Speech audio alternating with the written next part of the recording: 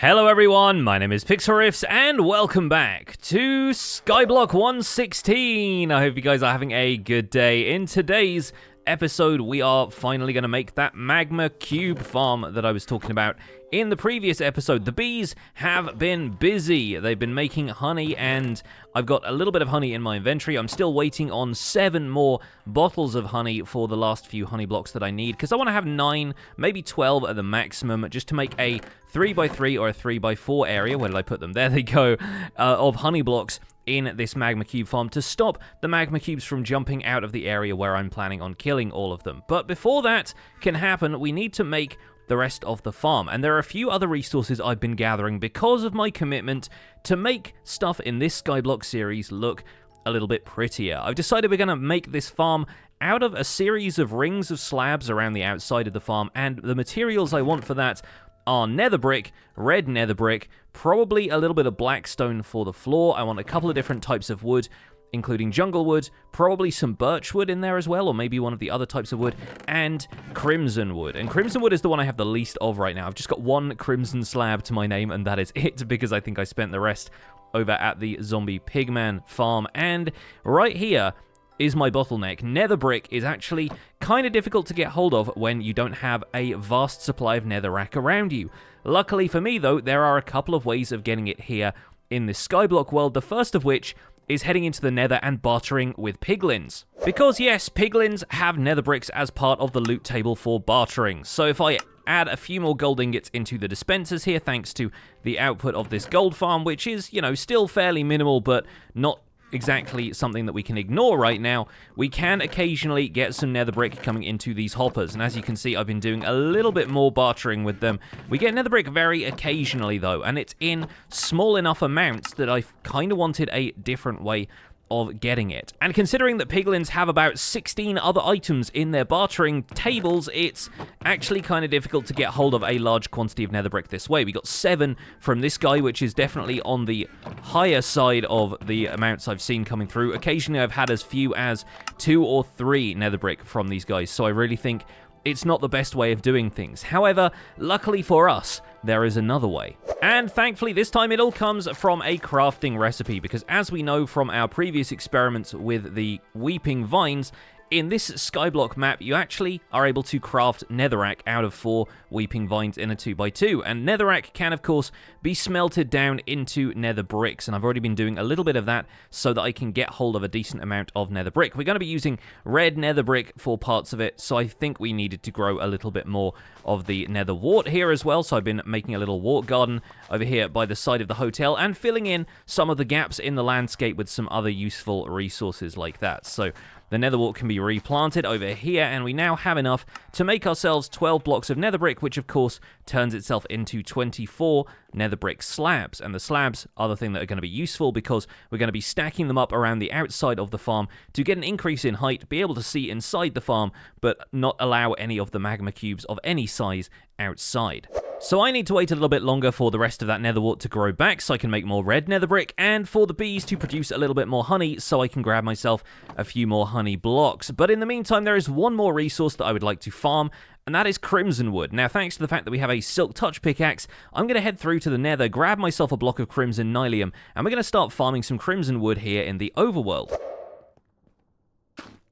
Now, I'm running a little bit low on bone meal up there at the supply shed, but thankfully I've made a couple of changes to the mob spawner down here, and it looks like the bone meal is flowing in, at least in the form of bones. Now, this is something I recommend doing once you are done getting rare drops out of a mob spawner, once you're done getting the early game iron ingots and crop drops from zombies and that kind of stuff, and the occasional bit of redstone from witches. Basically, once you have villager trading on the go, it is kind of ideal to set up campfires or soul campfires underneath your mob spawner with some hoppers underneath there, and that way they'll just passively farm mob drops in the background. In this case, with the Skyblock map, you've got stuff like gravel coming through, but the rest of the time you'll have things like arrows, bones, rotten flesh, and gunpowder. The bones are probably the most useful thing, but we're saving the gunpowder for if we want to make TNT or make some fireworks once we have access to elytra.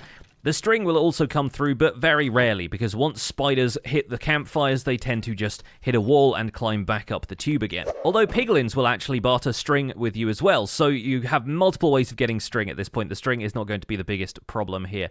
Now, in the center of this grassy area is where I'm going to set up my warped and crimson farm, and the reason for that really is that you can actually get warped and crimson fungus to spawn on grass either side of a central nylium block here. So for example, as you can see, if I bone meal that, all of the warped and crimson foliage turns up on the blocks around it, and that's how we're going to get mushrooms like that in the overworld without a large patch of nylium. We're just going to be able to bone meal whichever side we want, get hold of that. We can even end up composting some of these roots if we want to get some easy bone meal that way as well. In fact, it's going to make a lot of sense to set up an automatic double composter over here, because that way we'll always be able to get a bit of a return on the bone meal we spend, and that's even going to allow us to compost the warped wart and nether wart blocks we get from growing warped and crimson fungus, so I think that's probably a good call. Now the next step is going to be to grow a little bit of the warped and crimson fungus. That one grew a little awkwardly. That's kind of a weird looking tree, but that's absolutely fine, and I'm going to leave a block here so that that reverts to netherrack, and so that we can grow the crimson nylium over it. That way we'll end up getting a few blocks on which we can grow crimson trees without having to worry about losing our important patch of nylium here. And details like this might seem trivial, but honestly, Skyblock is all about resource management, and it's going to be a pain going back into the nether every time we want some more crimson nylium, so kind of makes sense to get a little bit of it here on the go while we can. And of course it turns back into warp nylium, of course it does. But eventually, of course, I got hold of some crimson wood, and I'm able to take down a whole bunch of these to make a few more crimson wood slabs. Oh, right. Oh, good lord. It really took a long time to get enough nether wart for this much red nether brick, this many red nether brick slabs. That's not even, I don't think it's even like a couple of stacks of red nether brick have gone into this, but we've ended up with a couple of stacks of slabs of basically each variety I want to use. It's going to be nether brick, red nether brick, crimson, acacia, and then jungle. I think that makes a really nice gradient, and honestly, you can make this farm out of whatever you want. I'm bringing cobblestone slabs with me to bridge out there, but you can really just make it out of anything. I just decided to make this harder for myself because I like things that look pretty. So we're going to make our way through to the nether, and this is basically everything we will need to build the farm. We've got some hoppers, the honey blocks, some chests to collect the magma cream. We're probably not going to need a double chest at first, at least, but even so, I brought myself enough to make an iron golem. That's going to be a very important component of this farm, and some fences to contain the iron golem as well. We've also got a wall to block the magma cubes from getting to me, but allow the XP and stuff to flow over it. I think this is all going to work out pretty well. I've also dropped off all of my tools and armor in a chest, just in case something should happen and I should fall into the void, in which case I'll probably cry because of the amount of red nether brick I've just lost, but I think we'll be fine. Let's head out into the nether, and let's go to the zombie pigman farm first. Because while, of course, I could use the same method I used to get down here in the first place and grow some weeping vines from one of the platforms I've got out there, I think it's probably going to be better if I just bridge outwards from this low point in the world. Instead of having to do all of the trickery we did with pistons pushing blocks downwards and stuff like that, I really think it's going to make the most sense to just bridge out from this location out into the void until we reach that Basalt Delta. And what do you know? I'm directly below the platform here that I've already built leading out that way, so I just have to follow this path along, and we should make it there within 3 stacks worth of slabs, which is exactly how much I brought with me. Of course, we will know the Basalt Delta by these particles that are falling down right behind us. So this block here seems to be about the boundary between the nether wastes, and once we cross over here, we should be in the Basalt Delta. Perfect. Okay, so that's been about 3 stacks worth of slabs. I'm going to go right to the end of my supply of slabs, and right here is where we're going to put the collection chest for the farm. So we're going to have a chest right here on the end of this block. Hopefully I should be able to place this just by hopping up like so. Oh, a little bit dangerous there, but there we go. And we'll put the chests in there, and then we can attach the hoppers, and we're going to end up with a pad of 12 hoppers here, and I brought enough honey blocks to cover these in their entirety. All of the hoppers just need to be facing into that one there at the end, but we may as well make this as neat as we possibly can by having them all go into the sides there, and that should all end up in the chest. Let me just quickly check that, because this is going to be a little bit difficult to do otherwise. Let's pop the blackstone slab in there. There we go, made it into the chest. Perfect. Okay, so I'm fairly certain that that's all sorted out now. The pad of hoppers here is going to be covered up by honey blocks, and honey blocks will prevent the magma cubes from jumping up too high because it will limit their jump height in the same way that it limits the jump height of any other mob, including the player. So that's going to be key to making sure the magma cubes do not jump up too high in the farm. But before we put the honey blocks in, we are going to place the blackstone wall here, and we're going to start outlining the rest of the farm here, starting down here at this level, because we don't want to leave any room for the smaller magma cubes to escape out of the bottom of the farm. We want to make sure that once they are broken down, or if they spawn that size already, we need to make sure they cannot escape the farm. And of course, the spot we are going to be standing right here on this chest needs to be 23 blocks away from the spawning platform so that we can make sure the magma cubes will spawn constantly while we're standing over here and ready to collect the drops. And in fact, I might actually place these honey blocks on here now, and the honey blocks will be a transparent block, so nothing should be able to spawn on them. As you can see, the jump height is very, very limited there, but we don't need to worry too much about the honey blocks being here during this process, so I can get those out of the way now. And I'm going to count from here. We got 1, 2, 3, 4, 5, of course, 6, 7, 8. Okay, so I need to make sure that I'm at least 16 blocks further in this direction before I start the rest of the farm. So that's 4, 5, 6, 7, 8, 9, 10, 11, 12, 13, 14, 15, and 16. And there we're going to take a quick right turn. We're going to come out 2 blocks this way and then outline a square here, which is going to be our spawning platform. Doesn't have to be in a single chunk, doesn't have to be a chunk size. It's going to be an odd number because we have an odd number down there, and it's going to be wide enough with a 3-block width there that we should be able to fit all of the magma cubes that want to come down there into a single area of hoppers. And this actually seems to work out pretty well because from the looks of things, the Basalt Delta biome doesn't really reach that far back here. So it basically ends about there. All right, well, we are going to have to block the platform off at that point then, rather than a block behind it, because I was thinking this was actually going to be a large enough area that we could fit the entire farm in here. Not to worry, we might get a little bit of biome blend here, but I want to make sure that nothing else other than the magma cubes spawned inside this space. Looks like we have a pretty hard border there. Okay, great, that's all I really need. Once the particles go away, though, that is basically it for the Basalt Delta, so we just got to make sure that we retrieve all of those nether brick slabs. There we go. I'll need basically every piece of material I can get my hands on for this, so that is good. We're going to bring out the rest of the platform around this side, and then we'll build up layers of the other types of slabs, and I really think this is going to look very pretty once it's done. Okay, I've checked this back section here, and every single block inside this area is in a Basalt Delta, which is good. I've also moved this 1 block further forward because I think we are still far enough away standing on that chest that this area here should be able to spawn stuff, and that is good. Every single block in there will be a spawnal block for a Basalt Delta and should only spawn magma cubes. Now we can switch to the red nether brick slabs, and the cool thing about this is placing slabs on top of slabs leaves you with a half block gap in between each of those, which really isn't going to look all that bad. I think it's going to look really cool having this concertina effect, kind of inspired by the way magma cubes themselves look, because they end up kind of extending outwards when they jump, kind of like a concertina with a core in the center, and this whole farm is designed with that aesthetic in mind, which I actually really like. Of course, the important part here is that each of these slabs is being placed at the half block level, so these are all bottom half slabs. They are not going to be spawnable whatsoever.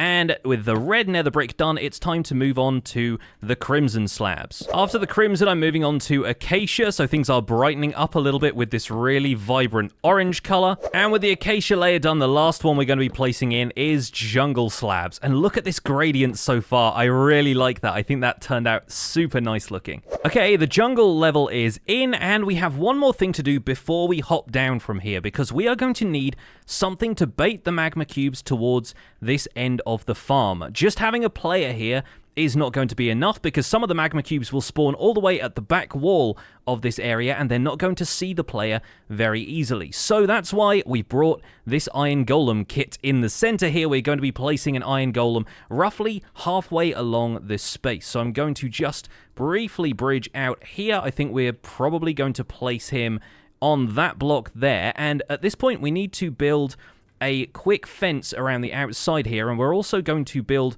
1 block further up like so. And the reason for adding that second block into the center of the fences is because an iron golem will not be generated from the usual T shape of iron and the pumpkin on top if these fences are connecting to it. So I've got to make sure that the fences are not connected when we do this. I'm going to pillar up a little bit here with some of the other slabs I brought with me so that we can do this. And if we build the T shape above that, like so, I'm going to have to bridge over a little bit here to place the other arm for it. There we go. And then we take out this block underneath here, so none of those fences are connected. Once we place the pumpkin, the iron golem should fall down into this area. Boop, and there he is. Okay, he's going to be there permanently. He won't be able to escape the fences, and we can move on to placing the floor of the farm. Actually, before we do that, I'm going to add some slabs around the bottom of the iron golem on 3 sides here. We're not going to add it on the 4th side, which is the side facing where the magma cubes are going to be spawning. The reason we're doing that is because when the magma cubes spawn down here, they're going to spot him from this direction, and they're going to make their way down the farm here, but then once they get to the other side here, having some material blocking their line of sight to the iron golem is potentially going to allow them to ignore the iron golem and move towards me. And the main reason we haven't put one of those here is because potentially as they are pathfinding towards the iron golem down this little stretch, they could lose interest if they can't see him very well from below. They can probably see him like line of sight to his head from a distance over there, but they probably can't see him when they get a little bit closer. So just got to make sure their momentum is kept while they're traveling down here. And that looks like a reasonable distance to me. Once they get underneath the iron golem, they should already have detected that I'm standing there and they'll come towards me instead. Now, the next part is the most dangerous part of all, and that's the point at which we start worrying about getting squished by a magma cube, because we are going to be building a spawning platform and a travel platform that's going to take them all the way from the end of the farm all the way up to the area where the player is standing, where hopefully we're going to be able to dispatch them with a looting sword while they're standing on top of those honey blocks, unable to go very far. To kind of complete our gradient look here, we're going to be building the entire floor of this farm out of blocks of blackstone, so hopefully I brought enough. I do have some in slab form if I need them, but I think we should be okay to cover the area we have got, and at this point I need to be extra wary of mobs spawning down this end of the farm. So I'm going to try placing a few torches over here. I think magma cubes will spawn in any light levels, so we could potentially spawn proof it with some slabs or something in the meantime. Actually, yeah, that sounds like a much better proposition to me. If nothing else, I want to make sure my escape route is covered, because the magma cubes are going to be spawning very, very quickly once we start this farm going. Similar to how we get slimes spawning in the overworld, we will be seeing similar rates out of this farm, hopefully. And then I'll need to run back and grab my looting sword so that we can take full advantage of the amount of magma cream we're going to get. Okay, had to use some of the blackstone slabs in the end, but this spawning platform is complete. And now the task begins. Leave the farm before the magma cubes start spawning and coming to kill me. So we're going to remove each of these slabs 1 block at a time, making extra sure that we get to catch anything that spawns in here and run away if we need to. But once we get down this end of the farm, stuff is going to start kicking off, and I am very, very worried about that. Okay, we're in the red zone now. Things are looking good, and yep, nope, there we go. We've got some magma cubes spawning already, and my task here is just to make sure I get out of here and leave the farm before they come down and get me. But it looks like they are bunching up over there. We'll need to take out these 2 slabs. We can walk out of the farm and replace them. And it looks like we are good to go. So they will start bouncing their way towards the iron golem, who might occasionally deliver a hit to them, but they should not be able to damage him. If they do, oh, one of them may have just bounced off of another one and gotten over the edge of the farm. But that is fine. We shouldn't need to worry too much about that. And the golem will start to knock them back down into the pit. They shouldn't be able to get to him over the fences. Now, if I step up here onto this chest, then they should all start being able to target me. And yes, here they come. Oh boy. Oh lord, they're coming. And look at that. We can start to swipe away at them. And as long as I'm standing in front of this wall, as long as I'm not 100% belly up against the wall, they should not be able to hit me. And that is perfect. We're starting to see some magma cream coming through. The large ones are a huge concern, because if they jump too close to me and I'm standing too close to the wall, then I need to be worried. But no, it looks like they are all dying nice and easily. Perfect. Okay, well, I'm going to bring back my diamond looting sword, and we are going to get ourselves some magma cream, folks, because it looks like we've got a farm on our hands. They're still coming. I think the golem strategy is working. It's actually luring them close enough to this side of the farm that they then start pathfinding towards me, and the rate of magma cubes has not slowed down this entire time. So we are in business. One thing I've just noticed is that on the left-hand side over there, you can see a piece of magma cream is just sat on one of the slabs there. So there's a small chance, I guess, that the drops could get caught on the slabs around the outside of the farm here, and that may be a reason to make sure the lower part of this farm is actually made of blocks instead of slabs. But to be honest, I'm fine compromising that because I just love the design of this farm so much. Like, let me step back for a second here and I can show you the way that looks. I really like it, and it really looks like the concertina style that the magma cubes have. That's very, very cool. All right, let's see how much magma cream we have got after a couple of rounds with these guys. Let's open up the chest here. All right, honey block went in there from earlier. We've got 11 magma cream already, and with looting, that is going to be a whole lot more, folks. So I'm going to go away and get my looting sword. I will come back to the farm. Hopefully the iron golem will survive. In the meantime, he looks like he's doing right as rain up there when I can see him. And let's see how much magma cream we can get with a little bit of time spent at the farm and a looting sword. Hey folks, welcome back. So I've come back out to the farm with the replay mod recording in the background so you guys can see just how ludicrous this thing is when it gets going, because oh my days, the rates here are slightly absurd. And thanks to the fact that I've done a little bit more villager trading, I got myself a guy with a sharpness 5 book for a ludicrously high price, but thankfully I was able to trade enough emeralds to get it.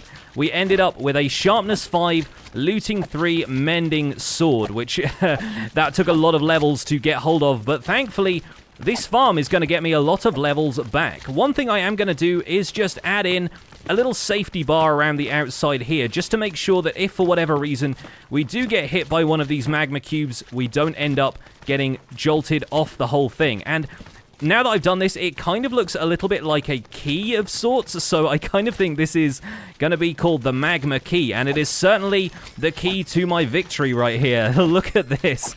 I really, really like this farm. It is going great guns now. The Iron Golem is doing work up there to divert all of the Magma Cubes down this end of the platform, and as far as I can tell, even if it takes the occasional lick of damage, it should actually do pretty well up there. If we need to drop another one in there, then we can. I just got to make sure that I don't take any damage while I'm down here, because these things can deal a lot if their hitbox collides with mine. If they get a little bit too close, then that can be a problem. But already I can tell that with looting and maybe even sweeping edge put on this sword, we are going to end up with a lot of magma cream in here. Let's step back and take a look in the chest. Already we've got a stack, and that has all just amassed since I have been here. So we are on to a clear winner here, I think.